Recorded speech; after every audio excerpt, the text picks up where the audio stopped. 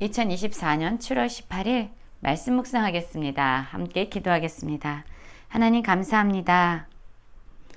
우리에게 신실한 하나님이 되어주셔서 감사합니다. 자신의 약속을 반드시 이루시는 신실한 하나님을 오늘도 경험하며 살아가게 하여 주시옵소서. 예수님 이름으로 기도했습니다. 아멘. 오늘의 말씀은 예레미야 33장 14절부터 26절까지의 말씀입니다. 말씀을 함께 살펴보시기 전에 개인적으로 말씀을 꼭 읽으시고 묵상하는 시간 가지시기 바랍니다. 33장 14절입니다. 여호와의 말씀이니라. 보라, 내가 이스라엘 집과 유다 집에 대하여 일러준 선한 말을 성취할 날이 이르리라 라는 말씀으로 시작하고 있습니다.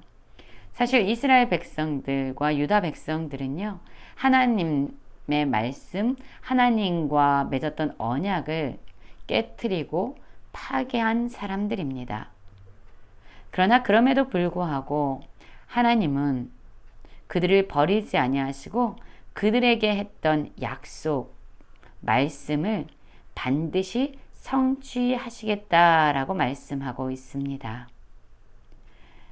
그날 그때에 내가 다윗에게서 한 공의로운 가지가 나게 하리니 그가 이 땅의 정의와 공의를 실행할 것이라 라고 말씀하고 있어요.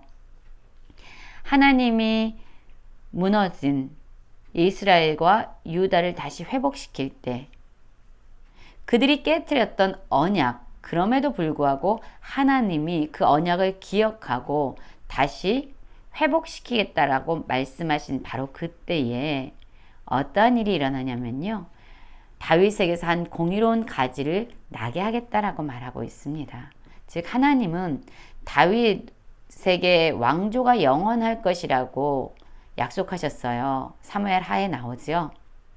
그런데 사실 이 다윗의 왕조는요, 시드기야 왕으로 끝이 나고 맙니다. 이 시드기야는요, 여호와의 공의라는 뜻을 가진 이름을 가진 왕이었지만 사실 그의 모습에서는 하나님의 어떤 공의로운 모습도 찾아볼 수 없는 사람이었습니다. 그런데 하나님께서는 다 끝나버린 것 같은 다윗의 왕조, 그 다윗에게서 한 공의로운 가지를 나게 하시겠다라고 다시금 자신의 언약을 신실하게 성취할 것임을 말씀하고 있습니다. 다윗의 왕조를 끝나게 하지 않겠다라는 것은 바로 하나님의 약속을 여전히 신실하게 이루시겠다는 말씀입니다. 그날에 유다가 구원을 받겠고 예루살렘이 안전히 살 것이며 이 성은 여호와는 우리의 의라는 이름을 얻으리라 라고 말씀하고 있습니다. 유다 땅은 구원을 얻게 될 것입니다. 그리고 예루살렘은 하나님의 공의를 실현하는 그러한 안전한 성으로 회복될 것이라고 말하고 있어요. 그럼 다윗에게서 한 공의로운 가지를 나게 하시겠다는데 이 가지는 누구일까요? 그렇습니다. 바로 예수 그리스도이십니다. 하나님께서는 하나님 앞에서 전혀 의롭지 않았던 모든 왕들을 제거하셨습니다. 그리고 그 자리에 직접 하나님이 공의의 왕을 세우신다라고 말씀하셨는데 이 말씀은 예수 그리스도에 의해서 완전히 성취되어지게 됩니다. 예수님은 이 세상에 오신 것부터 그의 모든 삶이 십자가에서 죽으시고 다시 살아나시고 승천하시고 다시 오셔서 이 땅을 심판하시는 그 모든 예수님의 삶의 여정과 그분의 모든 삶은 바로 하나님의 정의와 공의를 실현하는, 실행하는 것이었습니다. 또한 17절에서도 하나님은 계속 말씀하고 계십니다. 여호와께서 이와 같이 말씀하시느니라. 이스라엘 집의 왕위에 앉을 사람이 다윗에게서 영원히 끊어지지 아니할 것이다. 내 앞에서 번제를 드리며 소제를 사르며 다른 제사를 항상 드릴 레위 사람 제사장들도 끊어지지 아니하리라. 여호와의 말씀이 예레미야에게 임하니라. 여러분, 하나님은 계속적으로 말씀하고 있습니다. 다윗에게 주셨던 그 언약을 다시 확인시키시면서 다윗에게 그 왕조가 영원히 끊어지지 않을 것을 또 말씀하시고 또 말씀하시고 또 말씀하시면서 하나님의 신실함을 드러내 보이고 있습니다. 하나님의 대리 통치자로 하나님의 백성을 하나님의 공의와 정의로 다스릴 왕, 그리고 하나님께 나아가 하나님께 예배를 돕고 하나님 앞에서 그분을 섬기는 제사장들, 그들 역시 끊어지지 않는다라고 말씀하시면서 하나님의 임재가 이스라엘 백성 가운데 영원히 계속될 것을 말씀해주고 있죠. 하나님의 약속이 얼마나 신실하냐면요. 또한 하나님이 얼마나 신실하신 분이냐면요. 20절에 보면 이렇게 말씀합니다. 여호와께서 이와 같이 말씀하시니라. 너희가 능히 낮에 대한 나의 언약과 밤에 대한 나의 언약을 깨뜨려 주야로 그때를 잃게 할 수 있을진데 내 종 다윗에게 세운 나의 언약도 깨뜨려 그에게 그의 자리에 앉아 다스릴 아들이 없게 할 수 있겠으며 내가 나를 섬기는 레위인 제사장에게 세운 언약도 파할 수 있으리라. 즉 무슨 말씀입니까? 여러분, 이 말씀은요 바로 이겁니다. 아침에 우리가 눈을 뜨면요 반드시 해가 동쪽으로부터 떠오른다라는 것을 우리는 믿고 있습니다. 왜냐하면 한 번도 해가 떠오르지 않은 적이 없기 때문이죠.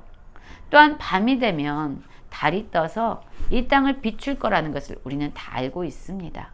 이것은 매일마다 신실하게 반복되어지는 일입니다.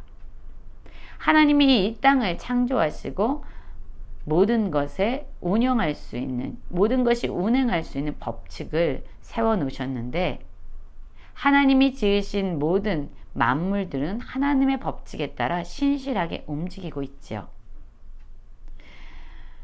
그렇습니다. 하나님이 세우신 이러한 언약들은, 이러한 법칙들은, 이러한 창조의 질서들은요 신실하게 이루어지죠. 그것처럼 하나님이 다윗에게 약속하신 언약, 그 언약 역시 신실하게 성취된다라는 말씀이에요. 또한 제사장의 직분이 영원하리라는 그 언약, 민수기 25장에 나오는데요. 비느하스에게 주신 그 언약 역시 깨어지지 않고 신실하게 이루어질 것임을 말씀하고 있습니다. 여러분, 사실 사람들은요 자기가 약속을 해놓고도요 그 약속을 잊어버리는 사람이 얼마나 많습니까? 또 기억을 한다고 하면서도 자기에게 손해가 생기기라도 하면 그 약속을 깨트리는 사람이 얼마나 많습니까? 사실 이 세상에는요 믿을 수 있는 것이 없습니다. 그런데 여러분, 우리에게는 영원히 믿을 만한 가장 안전한 그 약속이 있습니다. 바로 하나님이 주신 약속이에요.